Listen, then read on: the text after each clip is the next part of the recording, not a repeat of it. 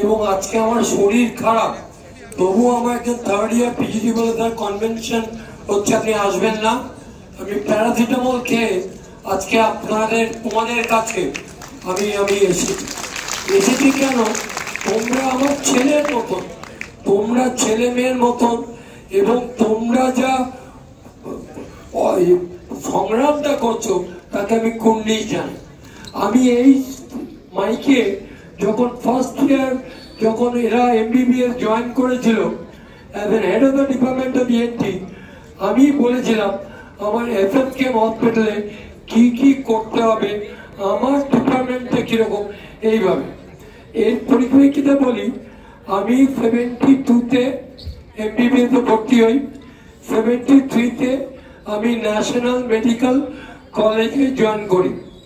সেখানে তখন আমাদের বামফ্রন্ট আমল ছিল, এবং তুমি বিশ্বাস করবে না, 74-এ আমরা নতুন একটা ইউনিয়ন তৈরি করি ন্যাশনাল মেডিকেল কলেজে, যেটা বলে নিউট্রাল ইউনিয়ন।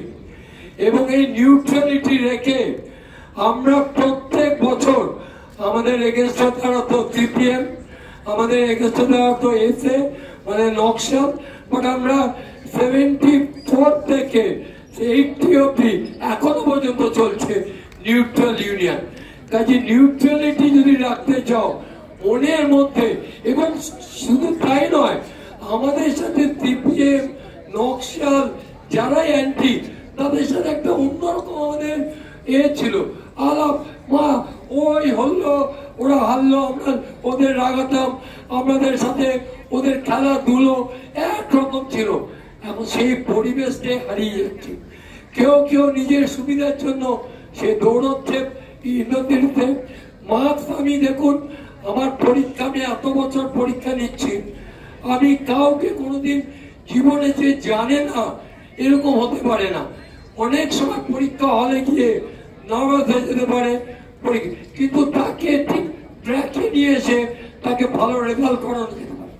আজকে এইসব বক্তব্য ছেড়ে আমি তোমাদের কুন্ডিশ জানাই, তোমরা যে মেয়েটার জন্য যেরকম আন্দোলন করছো, আমি 10% শিওর তোমরা এই প্রতিফল পাবে এবং সুপ্রিম কোর্টে তাকে নিশ্চয়ই একটা পজিটিভ দিকে ইন্ডিকেট করবে।